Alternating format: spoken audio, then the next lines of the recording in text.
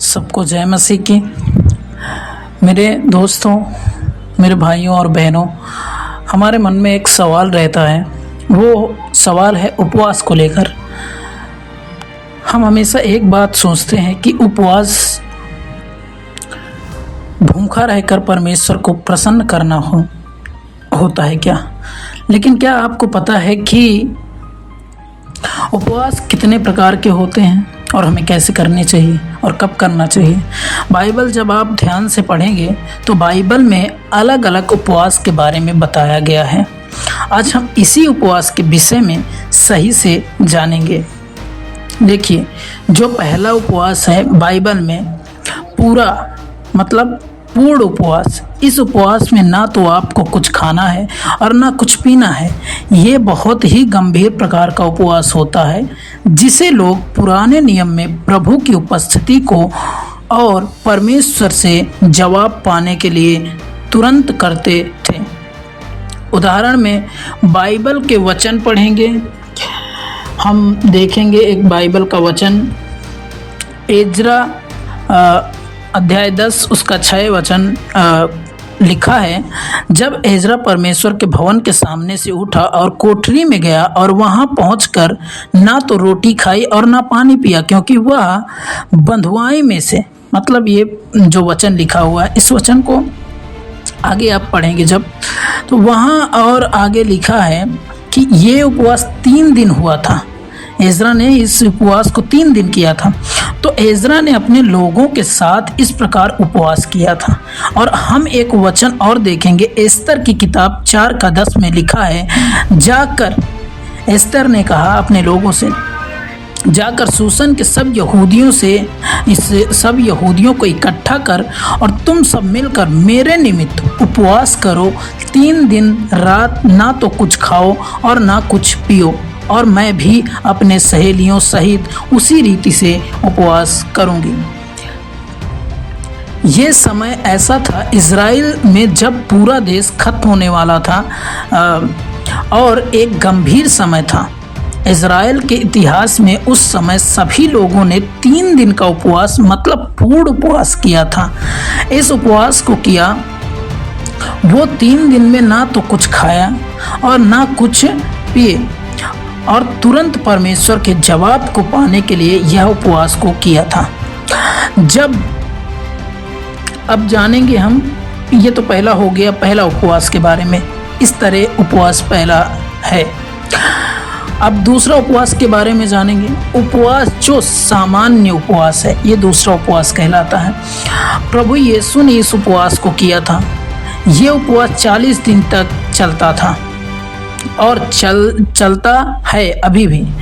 इसमें खाया तो नहीं जा सकता, पर पानी का सेवन जरूर किया जा सकता है। हम जब पढ़ेंगे मत्ती 4:2 में लिखा है, वह 40 दिन और 40 रात निराहार रहा, तब उसे भूख लगी। और एक वचन को देखेंगे हम, जब मूसा ने भी 10 आज्ञाओं को लेने से पहले, निर्गमन 34:28 में ये वचन लिखा हुआ है, मूसा तो वहाँ यहोवा के संग 40 दिन और रात रहा, और तब तक ना तो उसने रोटी खाई और ना पानी पिया, और ना उसने उन तख्तियों पर वाचा के वचन अर्थात 10 आज्ञाएं लिख दी। ये सामान्य रूप का उपवास बहुत लंबा होता है, जो आज भी प्रभु के सारे दास करते हैं। अपनी सेवकाई के लिए ये उपवास काफ़ी मुश्किल होता है। ये उपवास काफ़ी मुश्किल होता है क्योंकि यह लगातार 40 दिन तक चलता है, और 40 दिन के बाद ही ये उपवास खत्म होता है। प्रभु यीशु ने ये उपवास किया, मूसा ने भी ये उपवास किया, और आज बहुत सारे प्रभु के दास जब अपनी सेवकाई को शुरू करते हैं या सेवकाई के बीच में इस प्रकार का उपवास करते हैं, अपनी मिनिस्ट्री को बढ़ाने के लिए, परमेश्वर की महिमा के लिए। और अब तीसरा उपवास जानेंगे, जिसमें दानियल उपवास, जिसे हम दानियल उपवास बोलते हैं। बाइबल के वचन बताते हैं, दानियल 1:12 में, कहा, मैं तुझसे विनती करता हूँ, अपने दासों को 10 दिन तक जांच, हमारे खाने के लिए साग पात और पीने के लिए पानी ही दिया जाए। दानियल 1:12 में लिखा है। इस उपवास में लोग खाना सिर्फ जीने के लिए खाते हैं, ना कि अपनी ज़रूरतों और पूरी भूख मिटाने के लिए। यही हम सीखते हैं। ऐसा ही कई कलीसियाओं में देखा जाता है। जैसे एक देश है लेंट सीजन में होता है, कई चर्चों में वो खाना तो खाते हैं लेकिन बहुत ही कम, बहुत हल्का खाना खाते हैं ताकि उनका शरीर उनके कंट्रोल में रहे। और इसी प्रकार का उपवास दानियल ने भी किया था। उपवास उन लोगों के लिए ज़्यादा अच्छा होता है, ये उपवास जो मरीज लोग होते हैं, डायबिटीज़ या खून की कमी, और लोग बिना खाए नहीं रह सकते हैं, या ऑफिस का काम या मजदूरी का काम काफ़ी मुश्किल होता है, लेकिन फिर भी अगर वो उपवास करना चाहते हैं तो ये उपवास उनके लिए बहुत अच्छा होता है। लेकिन आपके मन में ये सवाल ज़रूर होगा, ये उपवास कैसा होगा जिसमें हल्का फुल्का खाना खा सकते हैं? क्या यह उपवास लाभदायक हो सकता है? हम एक वचन को पढ़ेंगे, एक दानियल 10:2-3 वचन को पढ़ेंगे। उन दिनों में दानियल ने 3 सप्ताह तक शोक करता रहा। उन 3 सप्ताह के पूरे होने तक मैंने ना तो स्वादिष्ट भोजन किया और ना मांस या दाख मधु अपने मुंह में रखा और ना अपनी देह में कुछ भी तेल लगाया।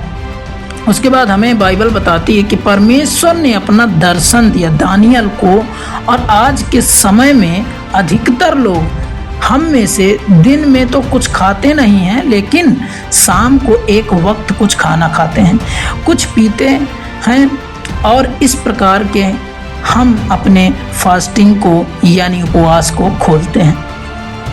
तो आज के समय में दानियल उपवास बहुत सारे लोग करते हैं, और नए लोगों के लिए बहुत अच्छा उपवास है।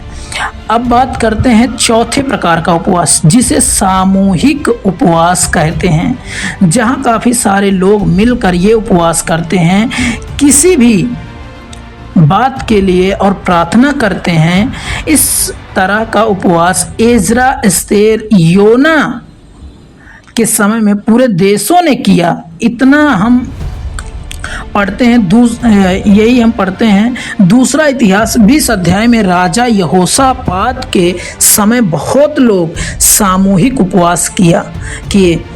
इस प्रकार का उपवास लोगों ने अपने देश को बचाने के लिए किया। इस प्रकार का उपवास कई चर्चों में किया जाता है, सभी लोग मिलकर करते हैं। तो हमने क्या सीखा? 4 प्रकार के उपवास के बारे में जाना। पहला पूर्ण उपवास, जिसमें 3 दिन तक किया जाता है, जिसमें ना तो कुछ खाना होता है ना कुछ पीना होता है, जैसा एजरा और एस्तेर ने किया। दूसरा सामान्य उपवास, जो काफ़ी लंबे समय तक चलता है, जो 40 दिन तक होता है, जो मूसा और प्रभु यीशु मसीह ने किया। तीसरा दानियल उपवास, जो नए लोगों के लिए बहुत अच्छा होता है, जो मरीज होते हैं, जो बिना खाए नहीं रह पाते हैं, जिन्हें बहुत काम होता है। चौथा है सामूहिक उपवास, जो सभी लोग मिलकर करते हैं। बाइबल हमें 4 प्रकार का उपवास सिखाती है। अब अगला सवाल कि हमें किस दिन उपवास करें। देखिए, परमेश्वर ने सभी दिन को अच्छा ठहराया है। जो दिन आपको अच्छा लगे वो दिन आप कर सकते हैं, जब आपके पास समय हो। लेकिन उपवास का मतलब ये होता है कि अपने सब काम साइड करके अपना पूरा समय परमेश्वर के साथ दिन बिताएं। उपवास में यही मतलब होता है, उपवास का और परमेश्वर के साथ समय बिताने का। आपको जब लगे कि परमेश्वर को अपना पूरा समय इस दिन को दे सकते हैं, उस दिन उपवास करें। उस दिन उपवास ना करें जिस दिन आप बहुत बिजी हों, आपको बहुत सारे काम होंगे, लेकिन उस दिन आप परमेश्वर का टाइम ना दे पाएंगे। उस दिन को छोड़कर उस दिन को उपवास करें जब आप परमेश्वर को पूरा टाइम दे सकें। और उपवास के समय क्या करें, ये सवाल उठता है अब कि उपवास के समय में क्या करें। आप ज़्यादा से ज़्यादा वचन पढ़ें और ज़्यादा से ज़्यादा प्रार्थना करें, बस इतना ही।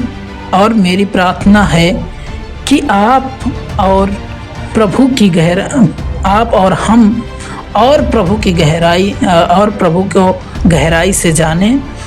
और उपवास, पहली बात मैं एक और बात कहना चाहूँगा लास्ट में, कि उपवास किसी को दिखाने के लिए नहीं, वरन परमेश्वर की महिमा के लिए करें। तो मैं आशा करता हूँ आपने सीख लिया होगा कि उपवास कैसे और कब करना चाहिए और कितने प्रकार के उपवास होते हैं। तो सबको जय मसीह की।